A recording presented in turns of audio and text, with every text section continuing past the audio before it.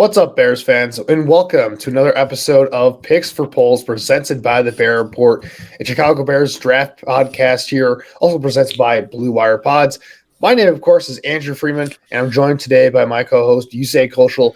We record this episode on Wednesday, December 21st, following the Bears' loss to the Philadelphia Eagles on Sunday. They took a loss 25-20 at home. And right around the corner here, you said we have the holidays coming up. So it's a very even though the Bears have been on a losing streak and, the season is starting to come to a close, they think it's a really exciting time for a lot of people for a variety of different reasons. And before we get started today, how you doing today, man? Yeah, I'm doing well. You're right. You got 3 games left in the Bears season, so it's coming to a close quickly. But I also think that there's a lot of positives and negatives to kind of touch on. And, when we do our end of season report cards and reviews, things like that, I mean, it's crazy because the Bears are a team, right? That's 3-11. They've pretty much locked up the second overall pick at this point. They just have to lose out. But the reality of it, I think, is that they're not your typical 3-11 team.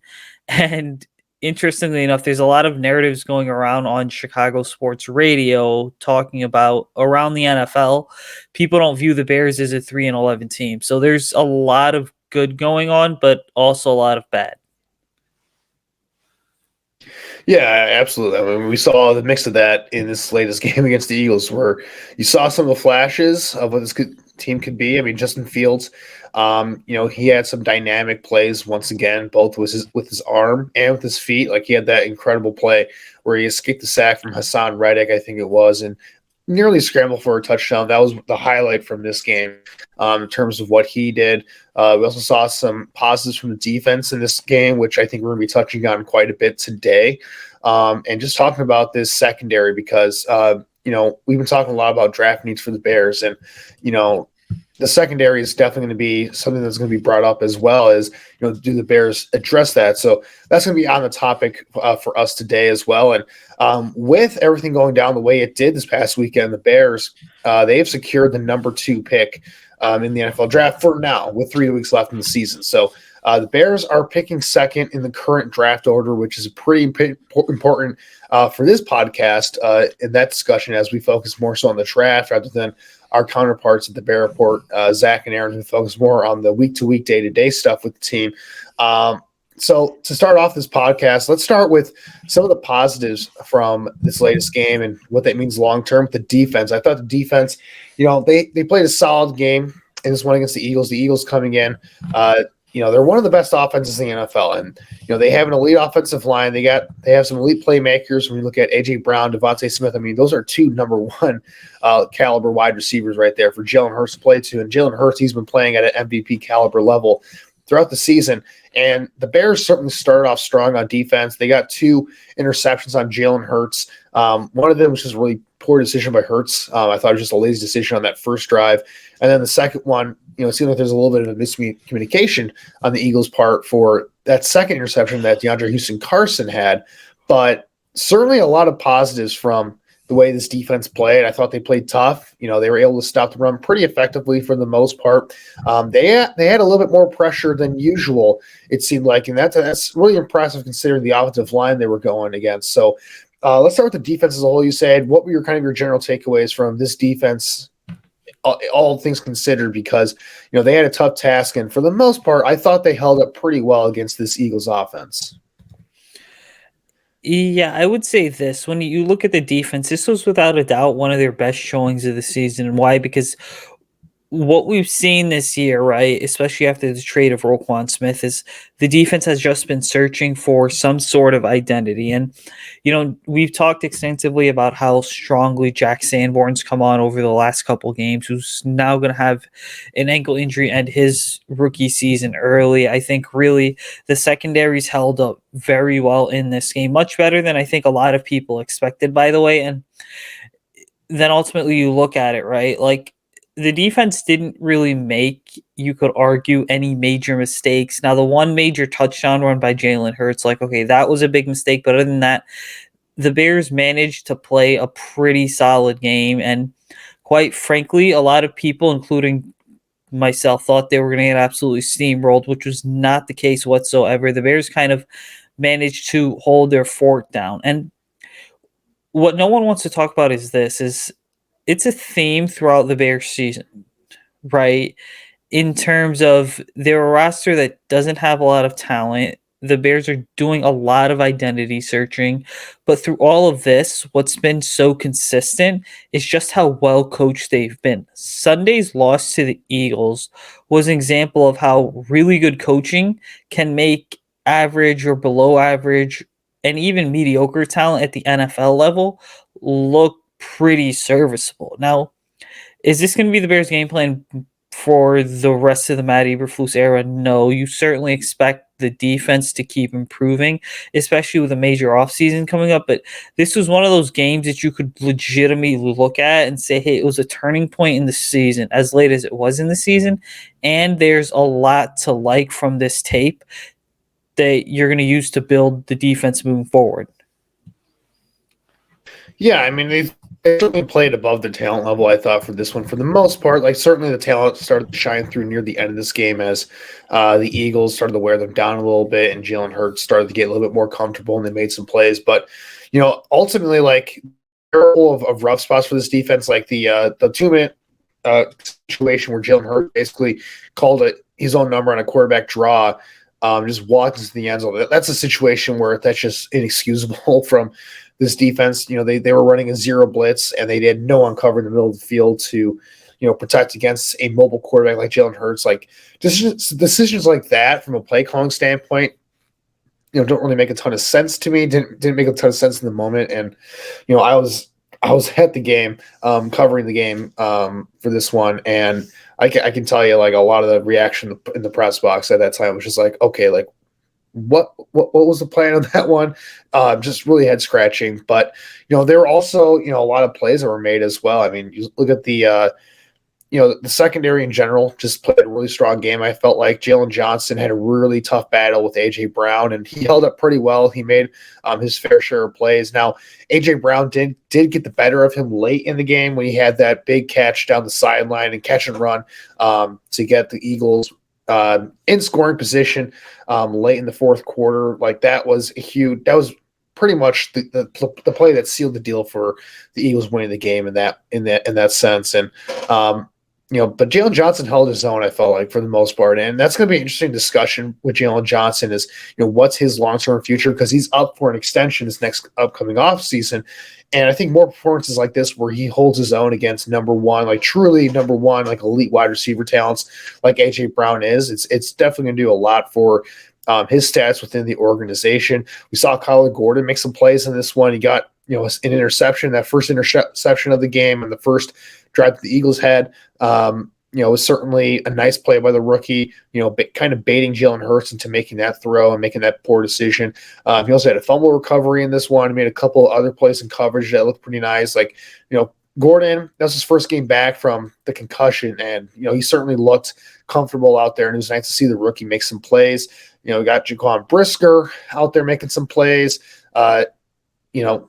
Jack Sanborn unfortunately went down with an injury, but before he went down with an injury, he made a couple of nice splash play moments. So you're starting to see some of the younger players on this defense start to put it together a little bit. Now, it should be warranted and said that the Bears are still, when you look at all the metrics, they're still one of the worst defenses in the NFL. Like, EPA per play, I think, has them as the worst defense now, which is impressive in a negative sense, considering that the Lions were forever this season the worst defense by a mile, and the Bears somehow caught up to them and surpassed them as the worst defense from an EPA per play standpoint. So that's not quite the best thing in the world, but they played. I think over the last 2 weeks, especially against, go back to that Packers game, I think they have overachieved to an extent. And, like you said, some of that has to do to the coaching. Again, I'm not like 100% sold in this coaching staff, but I know that Matt Eberflus and his background from the Colts, he's going to maximize what he has on the defensive side of the ball. And, I've never had any questions about that when it comes to this hire. You're starting to see guys like an undrafted free agent like Jalen Jones make some plays out there. So there are some positives, and that kind of leads into like talking about this secondary long term. So let's get into that, because this secondary and how it works together long term, it's going to be interesting because they have some building blocks here. Obviously, they drafted Brisker and Gordon in the second round of this past draft. I mean, you'd expect those guys to be here long term as potential starters for you. Brisker's already solidified himself as a solid starter. Gordon's, he's had a rough rookie year, but he's made some plays and certainly flashed some talent at least. So he's going to get another year, at least kind of prove that he's a guy that they can build around here. But the rest of the secondary is interesting because the rest of it is not guys that this organization has brought in, drafted, or signed here. So, Eddie Jackson, who's out for the year with an injury, his status long term is kind of up in question. Jalen Johnson, we've already talked about, and at the other cornerback spot, like Kindle Vildor, I wouldn't consider him to be a long term fit. So, but just looking at this on paper here, there is some exciting talent here for the Bears secondary to kind of build around here, which bodes well for this defense's future once they can figure out the front seven a little bit. You're right. Look, the Bears secondary, right? I think we went into the season knowing it had the possibility to be a strength, and it indeed has proven to be a strength. There's a lot that goes into this. You have Gordon and Brisker, who, by the way, I think next year at this time, we should be talking about Brisker as one of the best young defenders in football. I know that certainly seems like a lot of noteworthy praise for a guy who hasn't even played a full season. But hey, if you've seen the way the Bears use Jaquan Brisker, it's clear that he makes the defense as well as the back end just so much more expendable than it already is. You've got a couple vets in Jalen Johnson and Eddie Jackson. You mentioned earlier the potential contract extension for Jalen Johnson. Some people are going to say don't even throw the bag at Jalen Johnson. He doesn't really fit what this regime wants in terms of culture building. But at the end of the day, Jalen has consistently proven that he is able to hold his own against some of the better receivers in the NFL. Now, is he the type of player you throw top 5 cornerback money at? No. But he is the type of player you look into extending. And why? Because you can't really replace, or I should take a step back. It's hard to sit here and justify replacing Jalen Johnson if there's not a significant upgrade that's out there on the market, right? I mean, people, I think, really tend to forget. Like, his first 2 years in the NFL, he pretty much was under Chuck Pagano and then Sean Desai. And the reality of it is when you have two different defensive coordinators, like, yeah, you're running the same system, but there's going to be different caveats to the system. And then on top of that, you look at the Bears secondary, then, he was really forced to do a lot more at the cornerback position than most people were willing to admit. And then you look at kind of the way the defense was decimated by injuries, all kind of hampered and impacted his development. With that said, the shoulder injuries that he's had over the last couple of years and the kind of nagging injuries he's come down with this year, like the oblique and the hip, those are concerns as to why you may not want to invest in a second contract for Jalen Johnson. But I think it goes without saying that even when he's playing through pain, he is still able to go ahead and get the job done. Now, realistically, right, a contract for him could possibly include something which is right there in the like $8 to $11 million a year range. Well, I think Johnson's probably going to have a much larger market than that. He's certainly going to seek out a larger market. I'm going to be doing a piece on Jalen Johnson's contract extension value in the next coming weeks here. I'm going to be really touching on a lot of the guys from that 2020 draft class because they are coming up for long-term extension this offseason. I think, Johnson, he kind of, the thing with Johnson is he's proven a lot of good things that he is a quality corner in the NFL. I'm not sure if he's a true number one corner. He's kind of at that borderline, whether he's a number one or number two guy in terms of building out a secondary. But he is a quality corner in the NFL. He's a legitimate starter. He's a guy that can go up against really good wide receivers and hold his own to an extent. He's not necessarily a shutdown corner, but he's still a damn good player. And he's a really tough matchup because he's bigger. He's a little bit more physical in press. He's got some nice length to him, so he can, get a lot of pass deflections and tight coverage where, it's harder for quarterbacks to kind of fit those tight window passes, when he's in coverage into the wide receivers because he just has that ability to make plays in those close quarter situations there. So, Johnson, he's probably not going to be a guy that's going to be getting, top cornerback money. Like he's not getting like 18, 17, $20 million per year. He's probably more in that 14 to 15 million range, which I think is pretty good value. And if you extend him early, you can actually absorb some of that cap hit onto next year when you're not paying him anything on his rookie deal. So, I mean, that's some, next year problems in terms of like cap configuration, and it's kind of tough to explain on a podcast format. So, I mean, for future reference to all of our listeners, make sure to check out my article on Jalen Johnson's contract situation when that eventually comes out in the next few weeks. But I think he has proven to be, I think, a long-term piece. And this entire thing goes into kind of how do you build a roster here long-term for this team. And we talk about how important the defensive line and a good pass rush is on defense, and how it's important for the Bears to establish, getting an offensive line and weapons for Justin Fields on offense. But, outside of those three spots, we look at the pass rush, wide receivers, offensive line. The next most important position is that cornerback position, because you can never have too many quality corners in the NFL.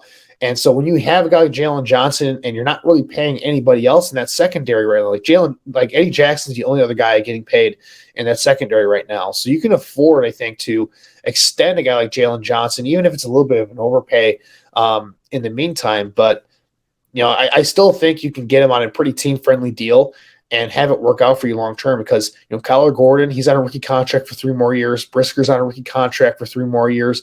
They're going to have to figure out that other cornerback spot, because I think they want Gordon in the slot or kind of playing that hybrid role where he's an outside corner in base and then goes to nickel in obviously in nickel situations against 11 personnel.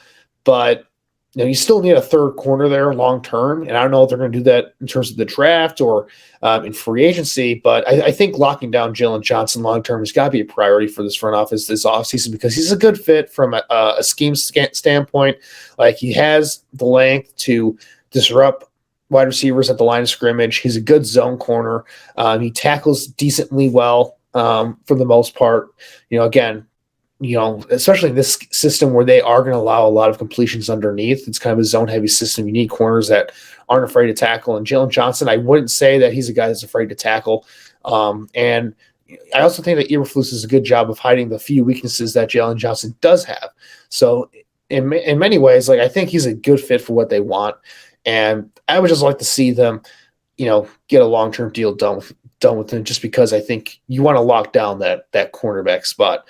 But outside of him, I mean, we talked about it before, like Gordon and Brisker. I think Brisker especially, you talked about him maybe being one of the better young players in the NFL on defense. I wouldn't go that far. I think he's one of the better young safeties in the NFL. I think that's definitely the case for sure.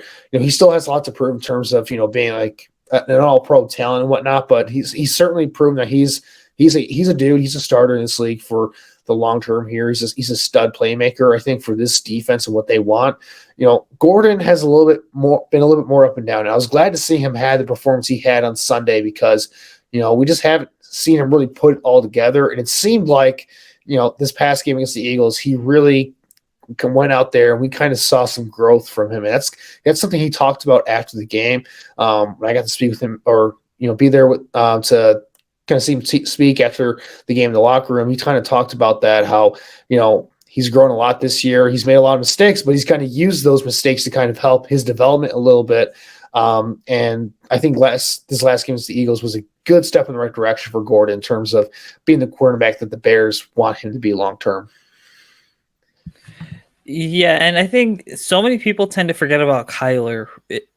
If you go back and you look at his RAS scores, which was one of the higher ones in this draft class, there are two things to understand. Number one, his relative athletic scores off the charts. He's a crazy good athlete, as is the case with Jaquan Brisker as well. But, we're looking at two guys who, quite frankly, slipped into round 2 when they probably should have been round 1. Now, why didn't they go round 1? Because at the back half of round 1, there was kind of that major run on wide receivers. So the Bears have very much, I think, two incredibly talented players who are only going to go ahead and get better from here on out.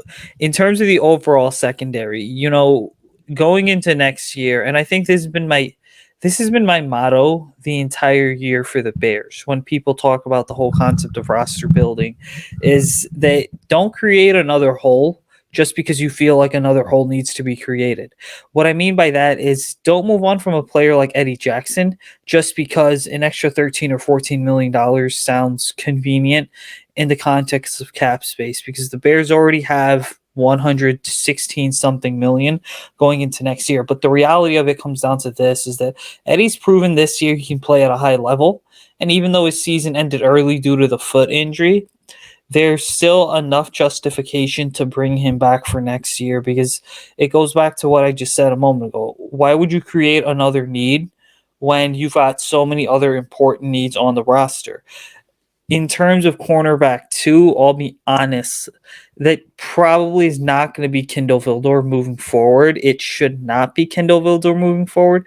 The Bears are in a situation where they've kind of seen 3 years of Kindle Vildor at this point, and there comes a certain point, right, where there's a certain faction of fans on social media who are Kendall Vildor enthusiasts. Now, I'm not attacking any of those people, but at the end of the day, you have to be objective enough to realize that you have to put your foot down when it comes to a guy like Kendall Vildor. You either love him for what he does or you absolutely hate him. And then you have to draw the line in between and say there's plays he has where he's great, plays he has where he should not be on the field. And so the reality is that for this regime, I think they're going to go ahead and look for another cornerback this offseason. It doesn't make sense to go ahead and utilize a high draft pick on a cornerback, whether it is someone in the second round, just because you've got bigger needs. But even if they did go out in free agency, because there's going to be players that are cut and waived over the next couple months, if you do go out in free agency and you find a cheap veteran that can at least be a stopgap for a year, that bodes well into your roster philosophy of low risk, high reward type players and maximizing value. But then also, number two, it allows you to have someone who's kind of a voice there for some of these younger cornerbacks. Yeah, absolutely. I mean, I think getting another veteran here would be a positive. Like I've looked at, some of the free agents. Like it's not a great free agent class for free agency next offseason, but I think Rock Ya-Sin is probably a guy I'm intrigued a little bit by. He played under Eberflus in Indianapolis. He was traded to the Las Vegas Raiders this year, and he's played pretty well there for the most part, even though the Raiders defense as a whole isn't very great. But I just think that, getting another guy to fill that third cornerback spot would be just a valuable thing for the secondary. And if they can get solid play from three different cornerbacks, and then you have guys like Kindle Vildor, Jalen Jones, and maybe they draft another guy on day 3 or something, a guy to bring in as a kind of like an athletic project to kind of develop. That's a nice looking cornerback room, I think, if you get that second year improvement and that second year jump from Kyler Gordon that I think we're hoping to get from him. Like it remains to be seen. Like I think we're definitely going to get a jump from Jaquan Brisker because he's played so well already as a rookie that another year, another offseason, he's going to be good to go for next year. You have Eddie Jackson, like you said. I think he's a guy that you keep around until his contract expires because he's definitely revitalized his play in this new system. I think it's a little bit more friendly for his skill set compared to how he was used the past couple of years. And I think he's also settled down a little bit. I think he's realized, having a guy like Brisker has really helped him because we look at Eddie Jackson's career. His 2 best seasons before he got paid were, I wouldn't say 2017 was one of his better years, but his obviously his best year was 2018, where he was an All-Pro. He had all those defensive touchdowns and all those interceptions. Just a playmaker for that great Bears defense. And who was the safety next to him to kind of stabilize things in that secondary to kind of help him out? Adrian Amos, a guy who's a sure tackler, a physical player in the secondary, but also had that flexibility when Eddie Jackson did play in the box a little bit. To have those coverage chops to get back there and be a safety blanket for this defense. And Brisker really stylistically is a very similar player to Adrian Amos and the way he plays. And I think Eddie Jackson kind of feels that and has felt that throughout the season. And that has helped unlock his play to kind of get him back to that next level playmaker that he's always been throughout his career. So I think having a Joaquin Brisker has really helped a guy like Eddie Jackson kind of unlock what he is. And going into next year, so let's say like the Bears do get, let's say, a veteran like Rock Ya-Sin in there who's a solid player. You have Jalen Johnson. You have Kyler Gordon developing in a second year. You have another cornerback that's viable at that second cornerback, outside cornerback position. You have two safeties that you feel good about with Eddie Jackson and Jaquan Brisker. Who's to say that the secondary can't be one of the better units in the NFL? I'm not going to say that they're going to be the Legion of Boom or anything, but with this coaching staff, the way they've kind of maximized this group as a whole throughout the year, with hopefully a better pass rush, I think the secondary, and I think you feel the same way you say it, is in a good spot in the near future to be a really solid unit and really the backbone of this defense moving forward. So I'm really looking forward to this offseason to see what they do there to kind of add to this group. I think they could definitely look to add more talent in the draft. Definitely in free agencies, that cornerback spot is going to be a spot they prioritize, I think. But a lot of positive signs that we saw in this Eagles game for the secondary as a whole. And that leads to that gives us some flashes of good things to come from this unit moving forward. Speaking of good things to come, it's time to talk about probably the main story for a lot of Bears fans. If you're like me, Bears fans, and you've been looking at these Bears games not only for what they are on Sundays, but also a long-term standpoint of what do these games mean from a draft position standpoint. I kind of teased it earlier. The Bears are picking number 2 overall. As it states right now. So if the Bears are to lose out for the remainder of the season, they would have the number 2 overall pick behind the Houston Texans, who are going to be number 1. I'm assuming that the Houston Texans aren't going to win a game. If they do, probably like one more game for the remainder of the season. I highly doubt it. But that brings us to the discussion of today, as we talked a lot about what are some of the better options for the Bears if they do get a high draft pick? And so if they're at the number 2 overall pick, what are their options? We talked ad nauseum, I think, about, do they stick at number 2 and take a defensive player like Will Anderson or Jalen Carter, who both those guys would be great options. Maybe do they take offense with the wide receiver or an offensive tackle? Do they trade down? And I think today we're going to talk about specifically, the trade down prospects of what it would mean for the Bears to trade down. So what we're going to do here is we're going to go through some teams that it would make sense to trade up with the Bears at that number 2 overall pick. Ideally, some teams that have multiple first-round picks this year.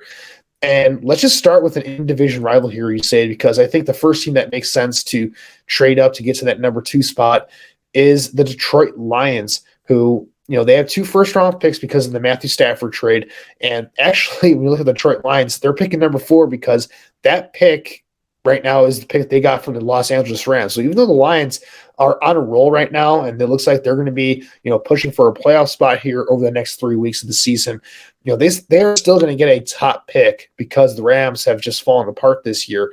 So the Lions, I think, are a really interesting team to kind of view as a trade partner because they've shown in the past that they're not afraid to trade in the division. They made some major deals in the division with Minnesota Vikings, not only on draft night trading up for Jameson Williams, but also trading T.J. Hawkinson to the Minnesota Vikings at the deadline. So, when you look at the Lions here, you say, what are your thoughts on them as a viable trade candidate for that number 2 pick? Well, I think there's a lot that goes into it, right? And Detroit is, like you said, one of the most interesting teams on this board, simply because there's a report that came out a week and a half ago saying that the Lions do feel like Jared Goff is the guy going into 2023. When you look at Jared this year, watching him from afar, writing about the Lions each week on my NFC North recaps, the reality of it, I think, is that he's been good, but he has not been elite by any means. He is a product of some of the solid coaching and talent around him. And when we, quite frankly, look at the way his contract's structured, he's under contract for another 2 or 3 seasons. So it's not hard to see why the Lions believe he can be the guy moving forward. But if you're the general manager, Brad Holmes, and you're the head coach, Dan Campbell, for you at some point, you have to ask yourself, Jared's been good, but he hasn't been great. We've got an offense that's got a pretty dynamic running game. It's got a pretty good passing offense, 2 solid wide receivers, and Amon-Ra St. Brown as well as Jameson Williams. Now, the question is, do we want to add a dynamic playmaker to help the offense really take another step forward and go from being talked about as a good offense to a great offense? Well, the way to do that is add a dynamic quarterback, right? And that's basically a playmaker like a CJ Stroud or a Bryce Young, taking a chance on a Will Levis from Kentucky, who a lot of people believe has a similar skill set, but is not as dynamic or mobile as a guy like a Josh Allen or a Justin Fields coming out of college. And so Detroit's one of those teams where, again, they've got the fourth and 18th overall pick right now going into week 16. They're certainly a team that makes sense. And then you look at the handful of second and third round picks they're going to have, and you say, okay, you could cook something up there. Now, the one major thing that I think I understand is that would the Bears want to trade back with a division rival specifically for a quarterback, right? As someone who could kind of change the trajectory of the Lions for years to come. If you're Detroit, you're kind of looking at this and saying, we're not trading up to number one overall, but maybe, just maybe, the Seahawks are a team that is willing to move back one spot and gain an extra first round pick in the draft process, because the Seahawks, let's be honest, they've been good this year, right? But they haven't exactly been elite by any means. They're still a middle of the pack team that's led by a veteran quarterback who was just named to his Pro Bowl in his 10th or 11th NFL season. And quite frankly, I think 3 first round picks to the Seattle Seahawks sounds incredibly appealing. Yeah, I think there are 3 major things at play, or 3 major factors at play when it comes to the Bears and Lions, being potential trade partners for in the draft here. If the Lions were, let's say the season ends today, they had the number 4 pick because of the Rams, and they want to move the 2 to draft the Seahawks for a quarterback. So one, what do the Lions feel? You kind of said it. How do the Lions feel about Jared Goff? Because Jared Goff, he's always gotten the label of being a system quarterback. He's always been a product of what's been around him. And this year, the product of what's been around him has been very good. Their offensive coordinator, Ben Johnson, I think he's one of the rising young stars in the NFL at offensive coordinator. He's going to be a head coaching candidate this upcoming offseason. Really, really dang good play caller. They have a really good offensive line, even though they've had some injuries there throughout this year. You look at Penei Sewell, is one of the best right tackles in football. Taylor Decker is a solid left tackle. Frank Ragnow is an elite player at center. They've tried to figure out the right guard position because that's been a spot that's kind of had some volatility for them. But Joan Jackson at left guard has been pretty decent for them as well. So they have some players on that offensive line. And then you look at the weapons that they have with the Lions. Like Amon-Ra St. Brown, he's one of the most under the radar, most underrated wide receivers in the NFL. He's been really good in the slot for them. They have DJ Chark, who they gave a 1-year deal. They had Hockenson for a little while, but they traded him away, obviously. But getting Jameson Williams back in the lineup, we saw him against the Vikings, where that speed was on display, where he showed that off for a touchdown on his first reception in the NFL. So they have the weapons. They have the offensive line. They have a good play caller for now, and Dan Campbell's done a good job with that offense as a whole. Is kind of an offensive-minded head coach to where you feel good about that unit moving forward. But is Jared Goff that guy to get you over the hump, or is he just a placeholder for you until you get that next young quarterback? And, I think you look at Brad Holmes, the GM for the Lions, I think he's a smart guy. We look at the process. Everything makes sense for what they've done since he took over, tearing it all down, getting a bunch of draft picks, and then kind of rebuilding this roster with a lot of youth and tenacity, building through the trenches first, and then having Jared Goff as kind of that bridge quarterback. None of this makes sense for the Lions have done over the last 2 off seasons if they see Jared Goff as a long-term guy. If Jared Goff's their long-term guy, none of what they have done makes a lot of sense in the long run, because ultimately they are setting the table up to get a young quarterback in here to be their franchise quarterback for the next 10 to 15 years, not just the next 3 to 4 years. And Jared Goff, he's had a nice year. He's had a bit of a bounce back performance this season after having some rough goes in the previous couple of years, but he is not the long-term answer. I think he's been a product of what's been around him more so this year rather than a guy that has elevated this offense. And if I'm the Lions, I strongly consider moving up in the draft to get a quarterback because I'm just not sure if Jared Goff's the guy. Now, if Jared Goff leads us to the playoffs and they get a playoff win, maybe that changes some things. But if it goes how I think it's going to go, where they may get into the playoffs, but they may be a first round out, and we see Jared Goff's limitations in a playoff setting, I think the Lions are going to be strongly considering going quarterback if they have the opportunity to trade up. But that leads to the second factor here is, are the Bears going to be willing to trade up or trade with another team in the division, especially when you know that they're going to be getting a quarterback in that scenario? If that's going to be the case, then you got to get a heck of a lot of draft capital to make it worth it then, because there's almost got to be kind of that, in division tax, so to speak, where yeah, like all the charts are saying this, and this, but because we're in the same division as you, you got to pay up a little bit. And just give our listeners a little bit of background into, what it would take for the Lions to trade up from a draft chart standpoint. Like, I'm looking at the Jimmy Johnson chart right now, which is kind of the standard chart that a lot of teams use. Right now, there are, if you think about it, 600 draft score points, I guess you could call it, between the Lions at 4 and the Bears at number 2 overall. So what that means from a draft pick equivalent standpoint is that the Lions would have to give up essentially here a second round pick and a third round pick to kind of make that equal from a draft chart standpoint. There would have to be maybe some swaps here and there to kind of make it equal, so to speak. But if I'm the Bears, I'm not settling for just a second and a third if it's the Lions moving up there. I want, you got to give me one of your first in the future or this year. You got to give me multiple second round picks over multiple years. You got to up the ante a little bit if you're going to make this trade with me in the division here to make that all work. The closest thing that we've seen from a pick from 4 to 2 is actually from the Bears. When they traded for Mitchell Trubisky, they went from 3 to 2. They gave up multiple third-round picks to make that trade. They gave up a fourth-round pick to make that trade. No first-round picks, but again, I'm looking at that kind of framework right there, and the Lions have to add more to that in order to make that happen.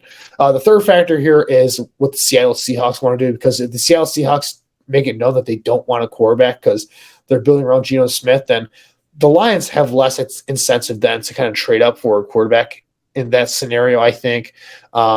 But you never know. So that's kind of the third factor here.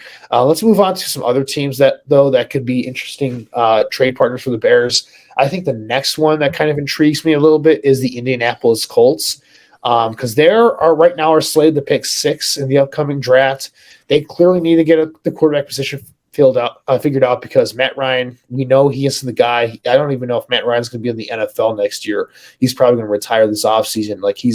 He's done. The Colts have tried the trade market for a veteran quarterback over the last 2 off seasons, and it hasn't worked for them. They're going nowhere. They're a sinking ship right now. They need to get a young quarterback. I think they're going to be one of the more desperate teams in the NFL in terms of trading up for one of these guys. What do you think? Well, I really think it depends on what Chris Ballard's thinking. When you look at what the Colts are overall, and I tweeted this on December 4th, and I brought it up again today when the news broke that Nick Foles was going to be starting over Matt Ryan. I said, I'm like, Chris Ballard severely mishandled the quarterback position in Indianapolis. He probably ended up being the fall guy because there is an erratic owner. But you know what? Jim Irsay was not the one who was pushing to trade for Carson Wentz and draft Jacob Eason and Sam Ehlinger and Nick Foles and Jacoby Brissett and whatever else the Colts even trotted out at quarterback this year. When you look at Indianapolis overall, it's very clear they're 4-9. They're not really going anywhere. They don't have a lot to play for this season outside of draft positioning. And so it just makes sense that you go ahead and you take a quarterback this year. On paper, a quarterback looks attractive. They do have the supporting cast with running backs Jonathan Taylor as well as wide receiver Michael Pittman to go ahead and build around that quarterback. But the one major question I think you have is what's going to happen with the head coach there? Because if you go ahead and decide to retain Jeff Saturday for another year in 2023, there's going to be no doubt in my mind the Colts are going to play around with Jeff Saturday for 3 to 4 years, and they are going to draft a quarterback to give him someone to kind of go ahead and work with. But if not, and you hit the complete reset button, it's going to be a new general manager, new head coach, and the new regime may not want to take a quarterback right away, simply because of the way that they view it is QB right now is attractive, but we feel like there's a lot of other needs or a handful of other needs that we have to go ahead and get filled out. And I don't think Ballard's sitting at 6th overall. What makes the Colts such a big wild card is that Ballard's never really been known to be a general manager who's going to trade up and who's going to get aggressive in the NFL draft for capital. He's kind of always willing to let the board fall to him, but GMs act out of desperation all the time. That's number one. And number two, I think when you look at Chris, you realize for your own job security too, because he's not going to make a decision for his own job security. But at the end of the day, you do have a bit more job security if you go ahead and you go to Jim Irsay and you say, hey, you know what? We have this dynamic young quarterback. Let's see what he can do. I brought him in here. But it's going to be a matter of, can you also figure the head coach out? And can my head coach that you put in place, Jeff Saturday, work with this young quarterback? Well, you're talking about the Colts being a wild card here. You brought up the ultimate wild card, and that's Jim Irsay.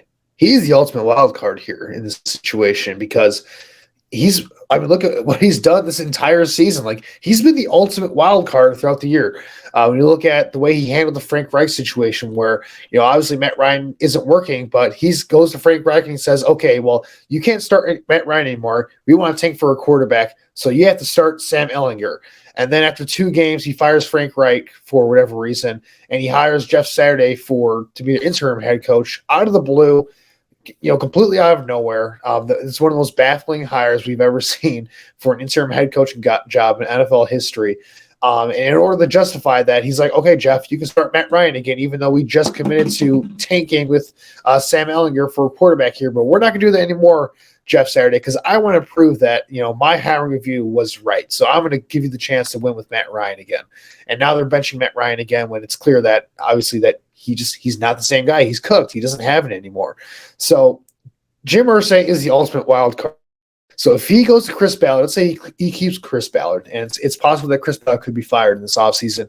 Again, we don't know because we don't know what Irsay is going to be thinking here throughout this entire process. But if Ballard's, whoever's the GM there, Irsay, he may have a directive to the next GM or Chris Ballard, if he's still there, that, hey, we're going to be trading up for a quarterback. I want you doing whatever you within your power to go up and get one of these guys at the top of the draft here. Whatever you have to do, whatever draft pick you have to spend, whatever player you have to trade in that scenario, go ahead and do it. And I think, the Colts, you look at where they're at, they're number 6 overall. There is historical precedence for desperate franchises trading up from 6 to 2 in recent memory here and getting a boatload of picks in the process. I look at the Washington Commanders, the Washington football team, and their situation in 2012 when they traded up for Robert Griffin III. You look at what Washington sent in that trade. They gave up not only, of course, that number 6 overall pick to move up to number 2, they gave up a second-round pick that year and 2 future first-round picks to the Los Angeles Rams to just move up from number 6 to number 2. So if you're the Bears and you're seeing that situation, let's say the Colts are offering that on the table right there to move up from 6 to 2, like, that's a deal that is very enticing to me to make that trade. In terms of a draft chart standpoint, like the Jimmy Johnson chart has it where there is about 1,200 draft score kind of difference between there. So yeah, you're looking at multiple first-round picks to kind of move up there. You're looking at multiple day 2 picks. If the Bears are going to make that move down, that's what I'd be trying to get from the Colts there. Multiple first-round picks in the future, a second-round pick or 2. Just give us all your draft picks, kind of go off of their desperation there to make that work. And I think, the Colts are very intriguing from that standpoint because I think they are going to be desperate to get a quarterback. And another team that I think is going to be desperate, where we have some historical precedents if they stay at that draft position they're at right now, the Carolina Panthers. This is the last thing we're going to talk about here before we kind of wrap this up, preview this Bills game. But the Carolina Panthers, you look at where they're at right now. Obviously, we know that Sam Darnold is not the guy. They just cut Baker Mayfield after trading for him. they're a rudderless ship right now. And they've gone a little bit of a rebuild mode, trading away Christian McCaffrey for some draft capital. You look at their draft pick situation this next upcoming season. Right now, they're slated to have the number 8 overall pick. They have their own first-round pick. They got 2 second-rounders because of the San Francisco 49ers trade for Christian McCaffrey. They got a third-round pick from the San Francisco 49ers. They have 2 fourth-round picks in this upcoming draft. The Carolina Panthers are a very interesting team because there is historical precedence for teams moving up from 8 to 2 to get a quarterback. But, what are your thoughts on the Panthers as a viable candidate to move up for a quarterback? Do you think that would be a realistic option for the Bears? I think, yes, 110%. The Carolina Panthers are a realistic option. The interim head coach there, Steve Wilks, he's kind of proving, and again, he's a defensive-minded guy, right? But he is trying to prove to ownership, hey, listen, I deserve a second chance at a head coaching gig, because he was head coach of the Cardinals for a year when they drafted, ironically, another quarterback from the 2018 class in Josh Rosen. So there's no doubt in my mind that Steve Wilks has intel on Mayfield, Darnold, as well as guys like Josh Rosen. But the reality of all this comes down to the fact that, you're in a situation, if you're the Panthers, you've kind of spent heavily on defense over the last couple of years, drafting cornerback J.C. Horn as well as pass rusher Brian Burns. Those guys are really building blocks for you. You've got safety Jeremy Chin as well on the back end. And so now it really becomes a question of, hey, have we invested enough in the quarterback position and just in the offense in general? You traded away Christian McCaffrey halfway through this season. You've got DJ Moore there, who a lot of people believe is a true number 1 wide receiver in the NFL.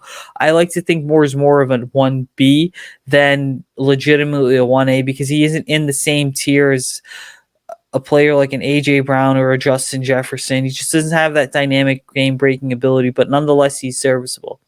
If you're Carolina, you're looking at this and saying, this might just represent our best chance to find a quarterback, because there is talk about teams waiting until Drake Maye and Caleb Williams in 2024. The reality is, if you're a team like Indianapolis, Carolina, even Detroit, you can't afford to necessarily wait a year simply because you don't know how the board is going to look. Because when you wait and you bank on others in this league, your plans could be pushed from what seems like a 1-year plan to a 2 or 3 year plan, right? And so for Carolina, almost, I mean, you could make a serious argument right now of all the teams picking in the top 10, from Houston all the way down to the Las Vegas Raiders. The reality is that the Panthers are the most quarterback needy team, because when we get to the middle to the end of that top 10, like, you've got Arizona, okay, they've got their quarterback. They recommitted to Kyler Murray for about 5 years. You've got the Indianapolis Colts, who we already discussed. The Atlanta Falcons have Desmond Ridder. Well, we haven't really seen enough of him. We'll need a full season to evaluate him. The Eagles at 9th overall, well, they've got Jalen Hurts. And then you've got the Raiders, who have Derek Carr. And they kind of reinvested in Derek Carr by trading and extending Devontae Adams. So the Panthers are the team that, moving down 6 spots and moving up 6 spots, with the Bears moving down the 6 spots and giving up a future first-round pick, makes sense, because you might as well kickstart what is expected to be a 2 to 3 year rebuild. Yeah, I mean, the Panthers, you talk about all those teams in that mix. I think the Falcons are the other team. They're in the same division of the Panthers that could be vying for that, moving up for a quarterback as well, because I don't think they're sold on Mariota. I don't think they're sold on Ridder as long-term options. They're going to be, quarterback needy as well. And we know Ryan Pace is in that front office, so we know that Ryan Pace loves himself some trade-ups. So that could be another option. But, sticking with the Panthers here, I bring them up because there is a historical precedence from teams moving up from 8 to 2 to move up for a quarterback in the draft. And we saw that with the Eagles when they moved up for Carson Wentz in 2016. You look at what they did. Moving from 8 to 2, they gave up a 3rd and a 4th round pick that draft in 2016. They gave up a future first-round pick, a future second-round pick as well. So you look at what the Panthers would have to give up. From a draft chart standpoint, you get the Jimmy Johnson draft card. I'll bring it up one more time. Once again, it's about 1,200. draft points to move up there. So again, you're looking at multiple first round picks, maybe, or maybe a future first round pick and multiple second round picks. Like the Panthers, they have multiple second round picks in this upcoming draft. So would they be willing to give up both their second round picks and maybe a future first round pick with like a pick swap or something like that to make that investment to move up for a quarterback? Because you look at their roster, they have some talent on defense. They have Brian Burns. They have DJ Moore at wide receiver, like you said. They have a pretty solid offensive line, I think, for the most part. Like Taylor Moton's one of the better right tackles in the NFL. They just drafted Ike Ekwonu.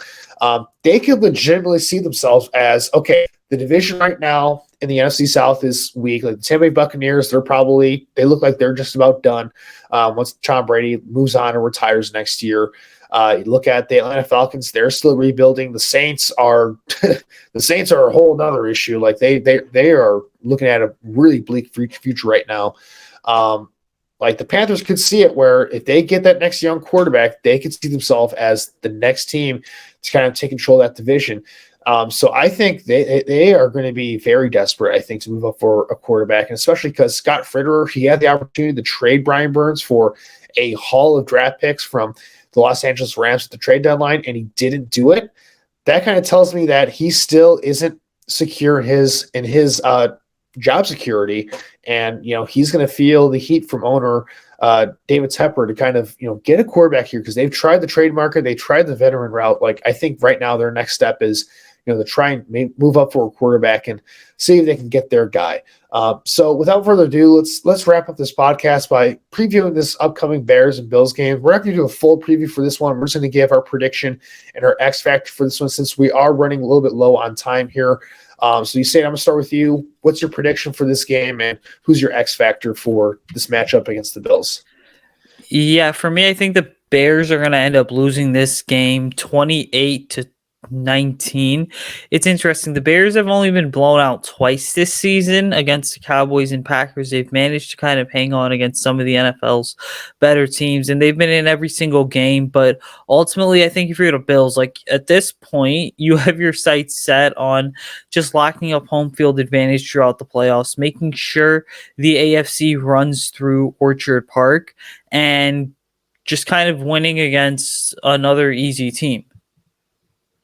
And for the record, I think the X factor in this game is going to once again be the Bears' pass protection. The Bills lost Von Miller to a torn ACL on Thanksgiving, but they surprisingly still have one of the best front sevens in the NFL. Ed Oliver, the defensive tackle, former first-round pick, one of my personal favorite players to watch. He's become one of the faces of that front seven. So the question is, can the Bears O-line hold up against what is going to be another really good front seven? And I picked the O-line and the pass protection specifically because Tevin Jenkins was designated as do not practice on Thursday. Cody Whitehair supposedly has a serious knee injury. And so we could be in a situation where Braxton Jones and Sam Mustipher are the only regular starters the Bears are trotting out on Saturday afternoon. Yeah, I think the offensive line is definitely going to be the X factor in this one as well. Like you said, like Tevin Jenkins, he's going to be out. Here looking like he's going to be out. Like, what are they going to do with this rotation? I'm assuming Schofield's going to start right guard. I'm not sure who's going to start left guard. Like, does Alex Leatherwood play? Like, Leatherwood was brutal when he got in there against the Eagles. Like, did not look good at right tackle whatsoever. So I almost wonder if maybe he's trying to see what you have in Jatiri Carter, the rookie 6th round pick. I wonder that would even be a better option, throwing Leatherwood in there, because we know what Leatherwood is he's not great. So we'll see what they do with the offensive line rotation there and what they decide to do. As for my prediction, I think the Bills are gonna just walk into Soldier Field and crush them in this one. The weather may play a bit of a role in this one, because we're supposed to get a snowstorm apparently over the next few days. So if the weather is as bad as it could be, the Bills are almost built for bad weather games, though, because they have Josh Allen, who's a freak anyway. So I don't know if it's an equalizer or anything like that, but yeah, I think the Bills are going to win this one. I'm going to go with the score of 35-17. my prediction for this one. So that's going to wrap it up for us here at the Picks Polls podcast presented by the Bearport and Blue Wire Pods. Make sure to like, rate, subscribe to us at the Blue Wire and really all of our podcasting platforms in total. Make sure to follow us on social media as well. You can follow us on Twitter at Picks Polls, getting a lot of our especially as we get into draft season and the regular season starts to come to a close here for the Bears. For all the listeners out there, you say, where can they follow you on social media and find your work? Yeah, guys, you can follow me on social media at Usayd Koshul. You can check out my work on the Bear Report. Yeah, absolutely. Make sure to give Usayd a follow there and check out his work on the Bear Report as well. As for me, you can follow me on Twitter at HJFreeman25. You can find my work on the Bear Report. Make sure to keep an eye out for my Trek at the Trenches series on the Bear Report, where I break down offensive line and defensive line play. I'll also be doing some articles, as I mentioned before, on some contract extensions for upcoming 2020 class guys that are entering their fourth season next year. So definitely keep an eye out for that over the next few weeks. But without further ado, for those who celebrate it, Christmas is around the corner this weekend. The Bears are going to be playing on Christmas Eve. So for all those who celebrate, have a Merry Christmas. And for all of our other listeners out there, happy holidays to you as well. It's going to be definitely a great for me, as I can spend time with friends and family. I'm really looking forward to it. So for all those out there, make sure you stay safe for those in the Chicago area, because we might be getting that snowstorm coming through. And really throughout this holiday weekend, just have a fantastic weekend, have a fantastic holiday season, and we look forward to seeing you guys next week. So without further ado, have a good weekend, Bears fans, and bear down.